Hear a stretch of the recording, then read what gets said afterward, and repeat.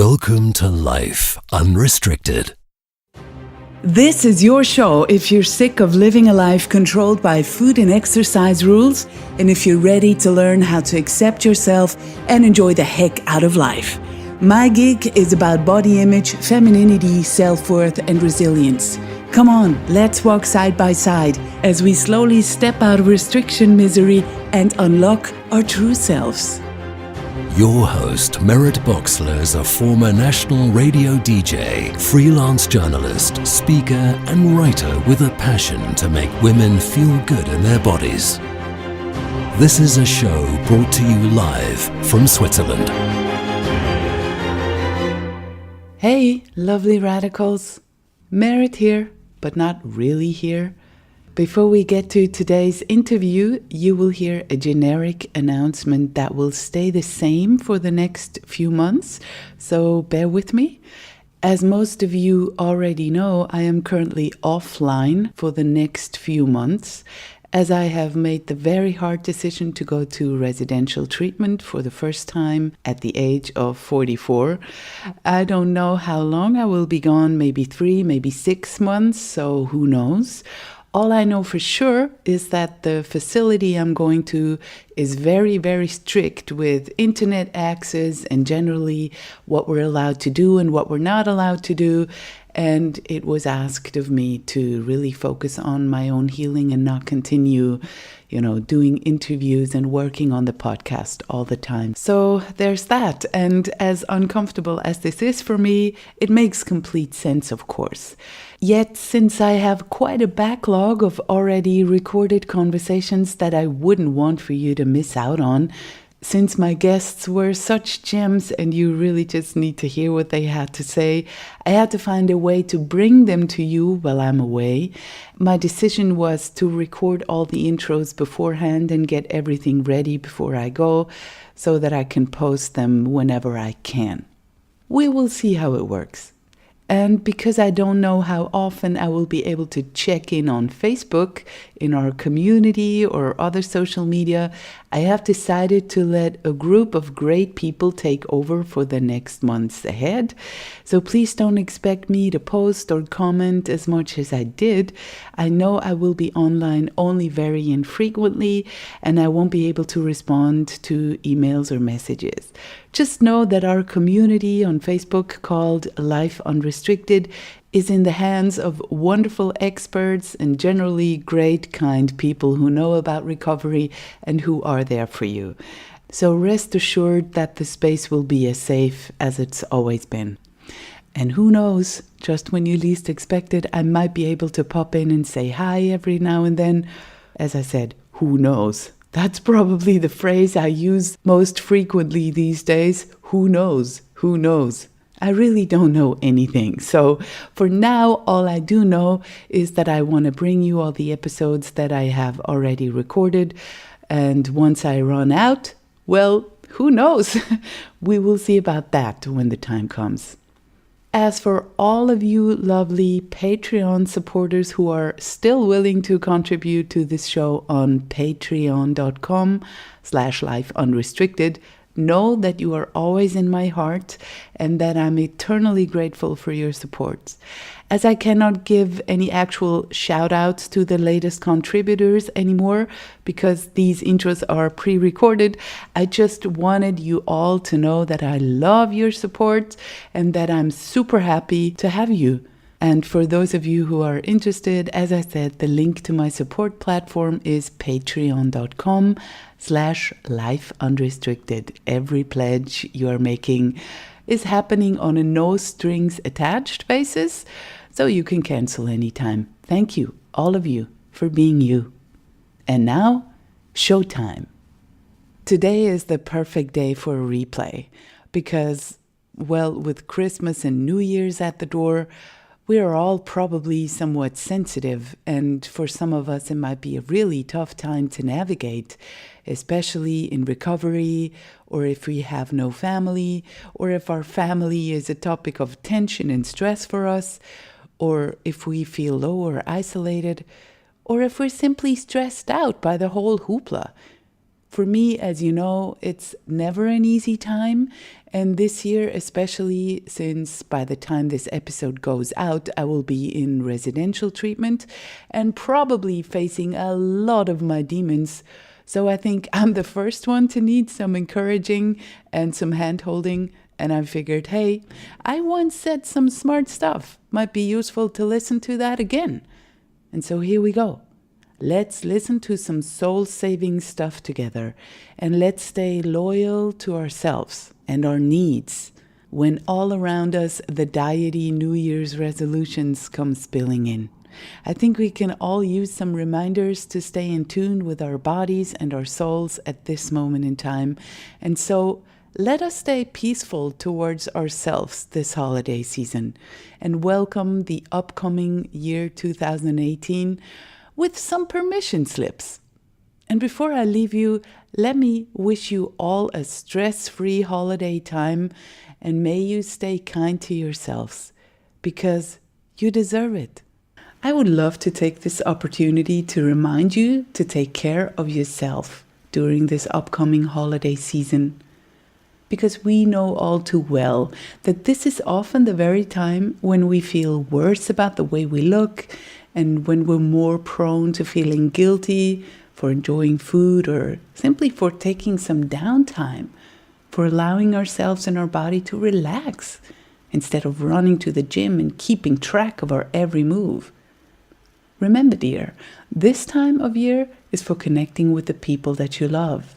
And that means to include yourself in that with an unburdened mind. It really is all about permission, isn't it? So give yourself permission to take some time out for you, take a breather, and appreciate how hard you've worked, how much you've grown and learned this year, and to say thank you to all of the incredible things your body lets you do in this life. Why not offer it your friendship and some gratitude, and appreciate all the miraculous ways it works for you? It has never been your enemy. It is, in fact, your most loyal partner. And let's not get hung up on appearance-related self-criticism for once, for this is not our natural state of mind, is it? It's learned behavior that brings misery and despair, and that is really not necessary. And it certainly doesn't give any body credit for the truly astonishing miracle that it is. You know, changing a harmful paradigm has never been easy, especially in the beginning. So clearly we need more of those new role models, more people who come out and say, we're fed up with lame beauty ideals and body shaming and with weight discrimination. We need more people who dare to be unapologetic, more people who inspire others to step into themselves and stop letting others dictate how we should look and behave and eat and speak. It always starts like that. You get inspired by someone else, you grow the courage to liberate yourself, and this, in turn, inspires others. That's how change happens. And yes, I think this world needs you, the real, full you, to make others see that we don't have to keep on living small. And may we unite and support each other on this journey into the unknown, hearts full of trembling courage and weak knees. That's how we can be change makers. I'm going to take my sweet time and step on a little soapbox and have a little rant about consumer society and about how we've been led to believe that we're not enough. But I'm also going to take time and give you some ideas for New Year's resolutions, because they might just come in handy now that all around us the same old tired New Year's resolutions are popping up in our feeds. Now, as I said, it's a delicate time. It's another year that's ending, and let's just say the global body image, terrible to begin with, is plummeting fast. Again, there are entire industries feeding on our deep fear of judgment, rejection, and vulnerability. And if you're a sensitive person like me, meaning if you don't have the thickest of skins, it is highly likely that your body acceptance boat is going to be rocked pretty intensely around this time of year. You know him well. All those diety ideas that promise to be everyone's shortcut to happiness. All of the ways that we have eternally been setting ourselves up for feeling like failures very soon, and yet just as vulnerable for the same toxic merry-go-round next year. But this year, I've consciously kept my eyes open, as neutral as I could, just observing what crossed my path and my feed. And I wasn't surprised by my findings. 1,000,001 ideas how to, quote, get rid of those pounds. 1,000,002 ideas how to, quote, achieve your goal body. 1,000,003 ideas how to, quote, steer clear of bad foods. And the kicker, another 4 million ideas how to stop, quote, making excuses. That's the meanest of all weapons of body image destruction. Another round of reinforcing the belief that we would all be so much happier, sexier, calmer, more successful, more popular, and generally better off if only we were skinnier. If only we had that flat stomach, we could feel sexier. If only we didn't have cellulite, then we could rock that bikini. You know, the if-onlys are the mother of lies. Sure, we might get an initial high from the intoxicating mix of external validation or feelings of control, and maybe of fitting into new clothes. But this euphoria always wears off quickly, and we're stuck with a body that is fighting back. Stuck with feeling trapped, with a paralyzing fear of losing the approval, and now completely obsessed by how we could keep all of this up. Now counting and tracking and exercising obsessively, we are by no means any happier. The price is insane. And the truth is, happiness simply cannot be achieved by telling yourself you need to be fixed, and certainly not by living in a self-made prison. Now, it all sounds obvious, doesn't it? But oh boy, for decades, these messages had free entry into my mind, where they basically shattered whatever innate body trust I had left and reinforced the never-questioned belief that my weight would determine how lovable I would be. And that I really had to finally get my act together and double my efforts at improving my appearance. I had tasted the Kool-Aid, and I was determined to make this work over and over and over again. I mean, my happiness was at stake, or so I believed.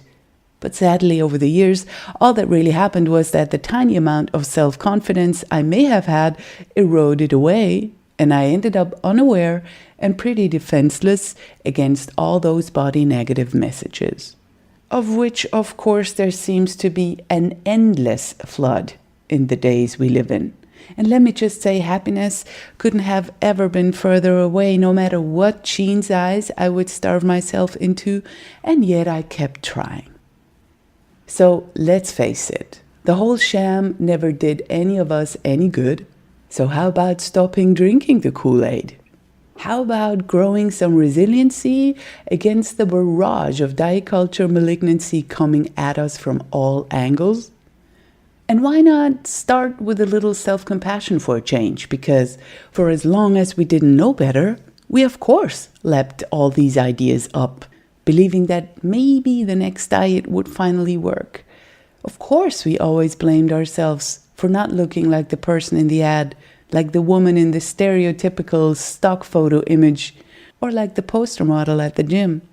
And of course we weren't yet aware of how many billions there are to be made off of us feeling this way. Of course, we were the perfect prey for anyone looking for profit, selling any sort of new diet, new program, new diet book, membership, Fitbit, or any other thing was painfully easy. We silently agreed that we weren't yet worthy or lovable, and so when all those diet messages promised us that what we were all aching for, namely lovability, freedom, happiness, that was all just around the corner, totally within our reach, if we just tried this, we were more than ready to comply. So we followed any new food or exercise rule, and we bought whatever it was someone else told us is what we need. Sadly, this is how capitalism works. So let's make a nice little detour down that rabbit hole. It's common knowledge that in order to grow and make more profit, aka keeping the stakeholders happy, companies have to come up with new stuff all the time, some of which is good. But it doesn't come as a surprise that people who cultivate a loving relationship with themselves aren't the big buyers of just anything. They know that happiness can't be bought. They know comparison is a losing game. They know that the best things in life really are free. And they know that life isn't meant to be shiny and sparkly all the time. They are grateful for what they have, no matter how much or little that is.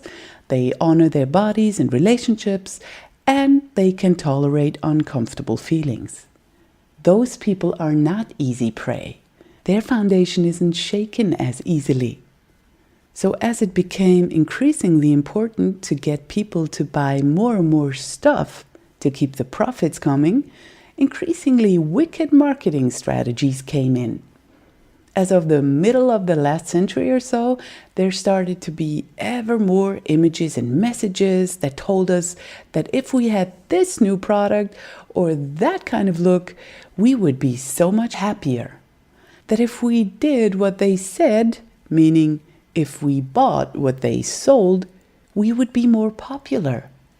That if we looked like that, we would never feel insecure again. And it worked. An early example that comes to mind is the image of the perfect housewife that they created. You remember it, right? Suddenly it was everywhere. Smiling hourglass-shaped women praising the new Hoover model, the new happy pill, or the new hairdo. And as people started to internalize this new ideal, they started to look at themselves in a different way.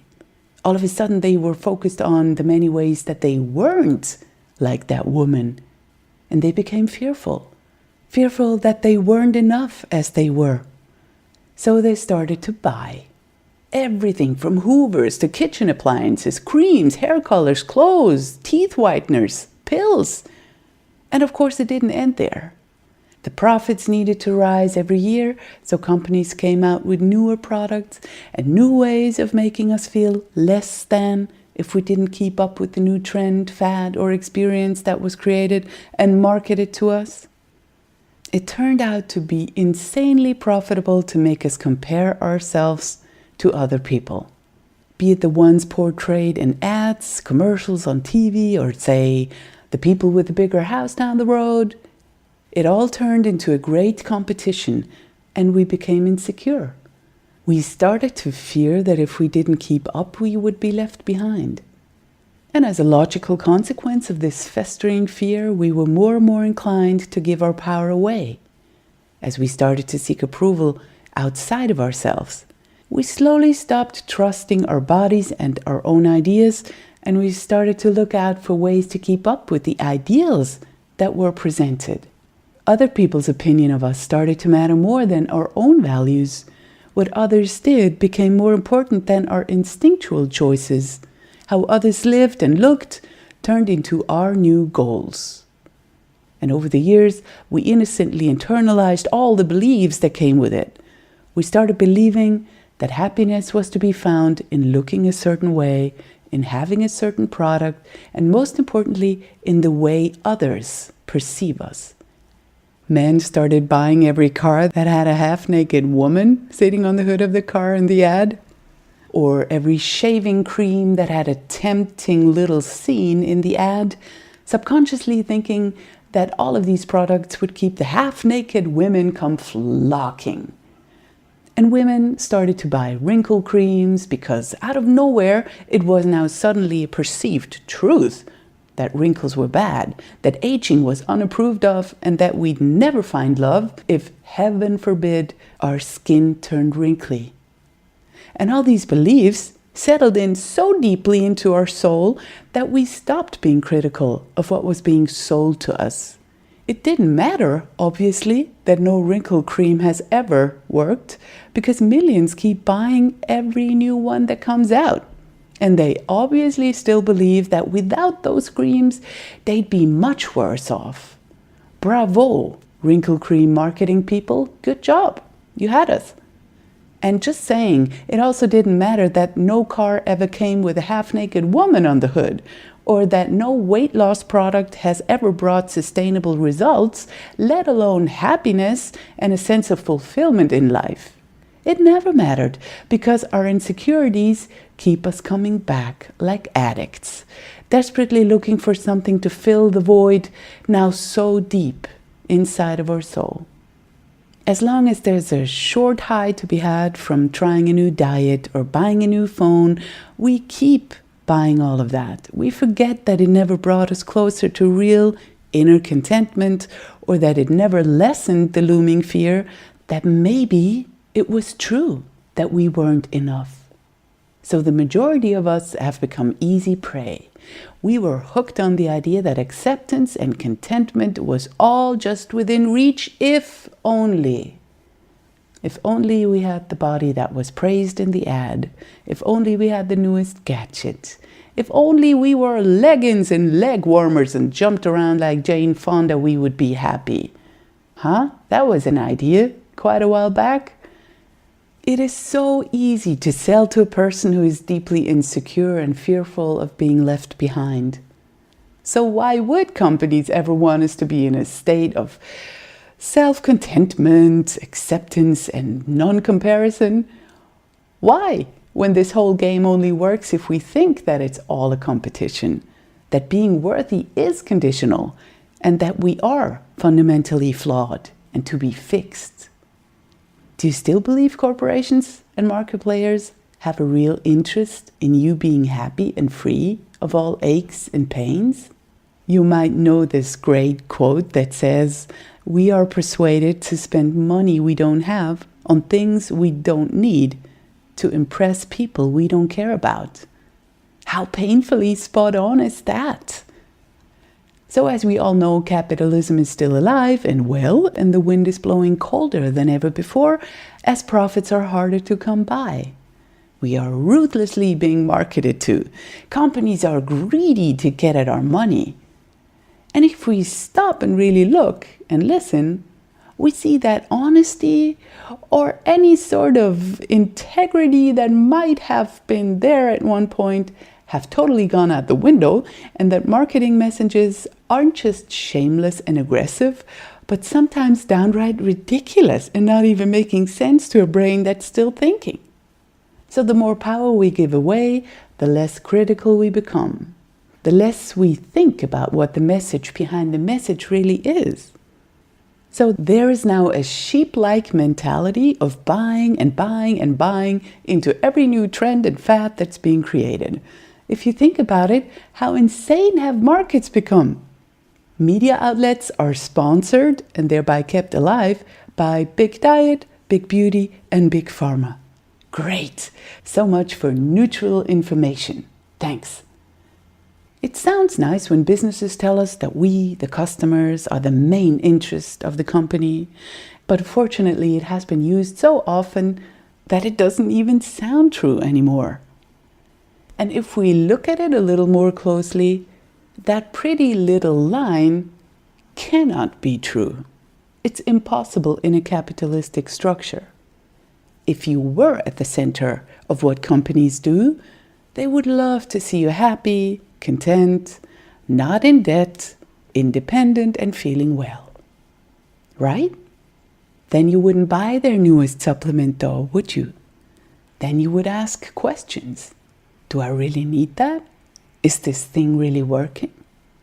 And you would start to see that many of the new gadgets, clothes, toys, and tools are of ever lesser quality, and that they have to be replaced faster and faster. How convenient! And that the insanely low prices of some of the foods and clothes and toys come at a very, very high cost. Jobs are being cut and outsourced. The working conditions are increasingly unfair and dangerous. The people are stressed beyond belief, mental health is suffering, and fear is increasing. All for the sake of profit. That's capitalism for us. It's either grow or go. And I think it's important that we all know how stuff works so that we can make our choices if we want to opt in and where we want to opt out and say no. It's our choice. And I'm happy that we have started waking up. I'm happy that we are each growing our own internal bullshit detector.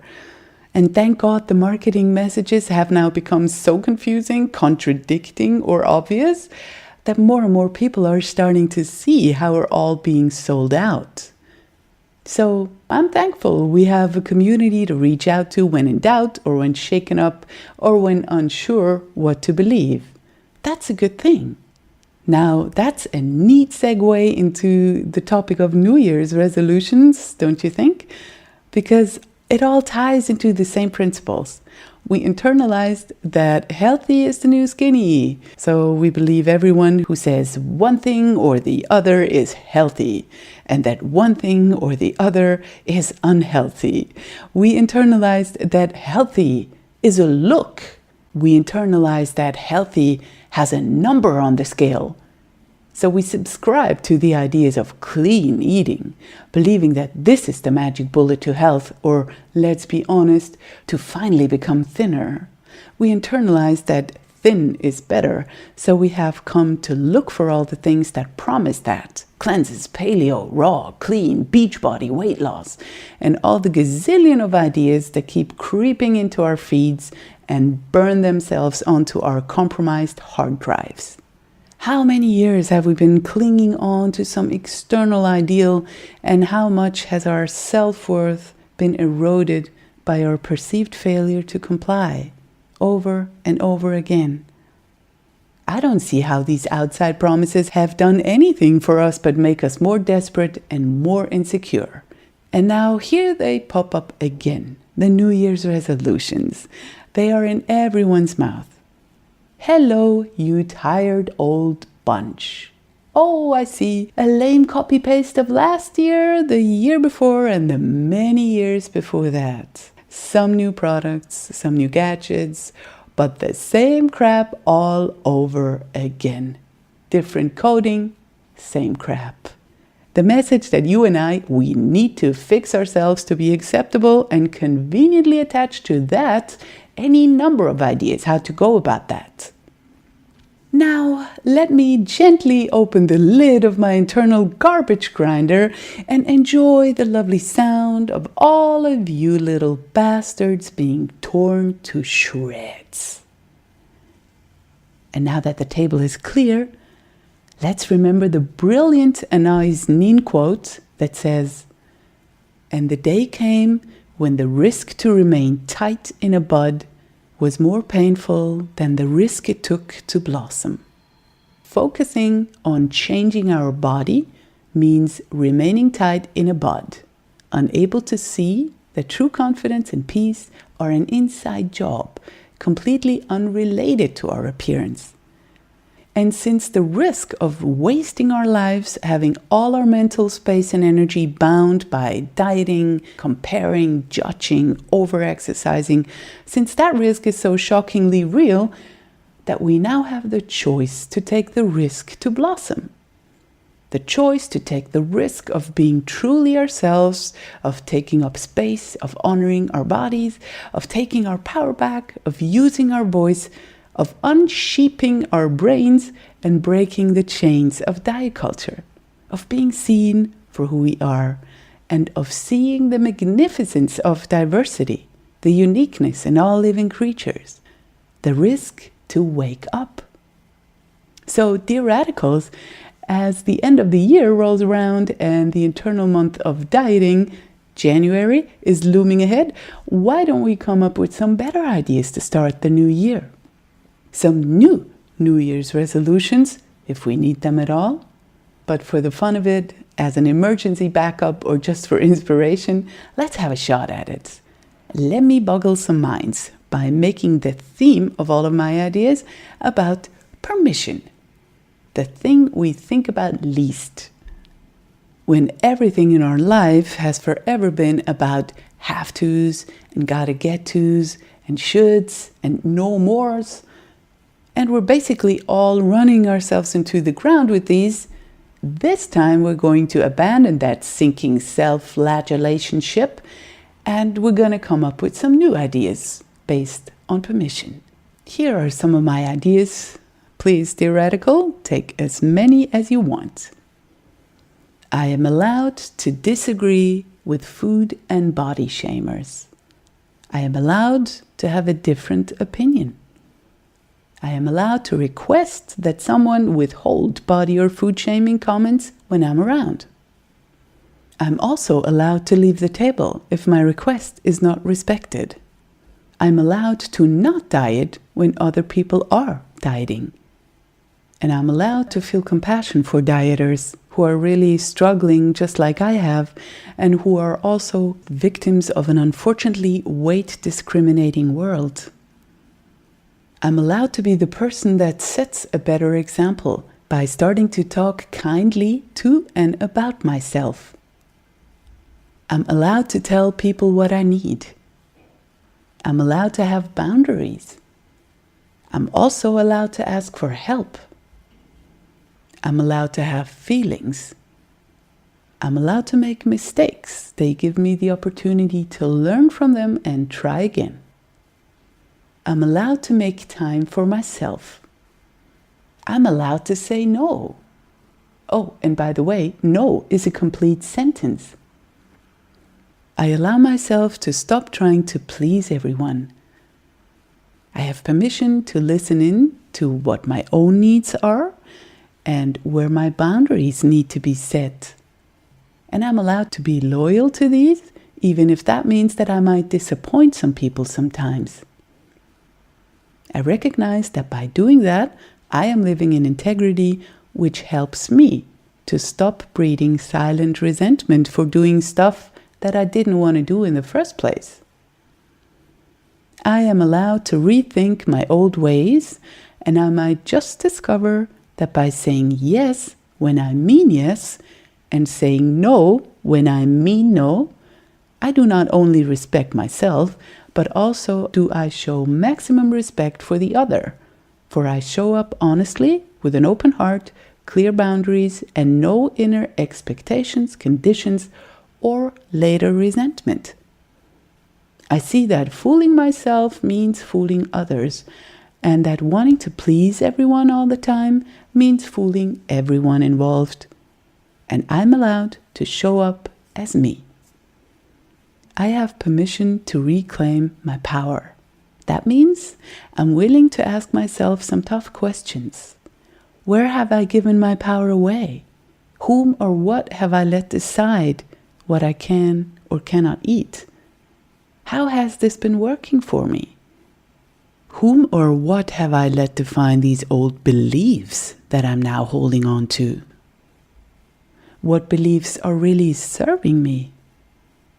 Which ones can I allow myself to actively overwrite with new beliefs? I am willing to grow beyond my comfort zone and recognize that other people's beliefs don't have to be my own, and that I certainly don't have to convert others to validate my own. I'm allowed to unhinge my choices from other people's approval. I have permission to be my own person. As per now, my body, my health, my food will be my business, and I will no longer justify my choices. Should this make other people uncomfortable or prompt a bashing comment, I have permission to stay true to myself and recognize that the other person's reaction says a lot more about them and their pain than it does about me. And I'm not here to make others more comfortable by abandoning myself, because I'm allowed to show up as me. I have permission to open my mind and recognize that I cannot control other people, their opinions, their choices, or their behavior. I'm allowed to become more critical of what is being presented in commercials, movies, on TV, etc. And I have full permission to learn more about media literacy, marketing literacy, and I'm free to become more aware who I am supporting by buying their products. I'm free to become a critical thinker, awake to what kind of ideals I am willing to buy into. I also have permission to raise my voice, even if it shakes, and speak up when I see the hidden oppressiveness behind ideas, products, or any promoted ideals.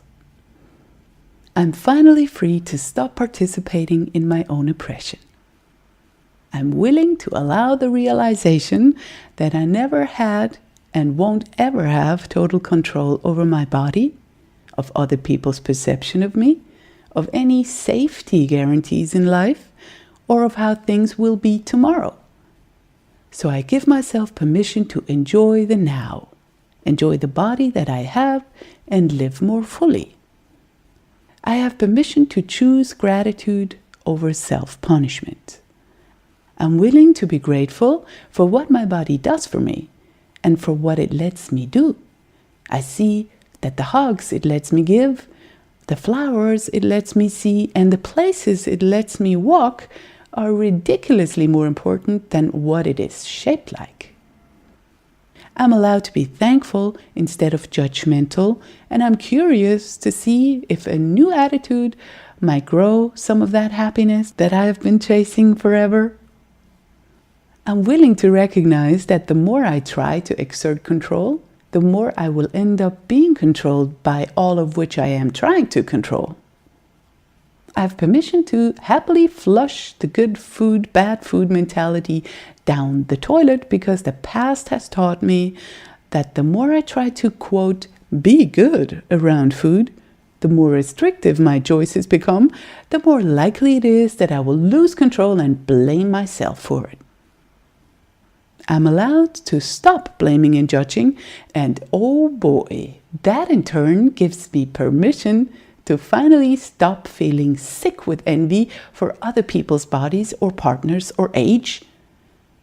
And I'm allowed to marvel at the glorious uniqueness of all of us human beings. And instead of trying to be like you or someone else, I give myself permission to be carried by uniting sisters, because I'm allowed to show up as me. I have permission to become more aware of how I spend my precious energy.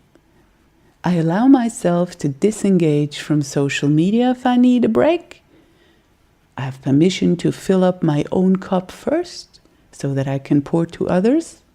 Because you can't pour from an empty cup, as the saying goes, certainly not without faking it and breeding resentment.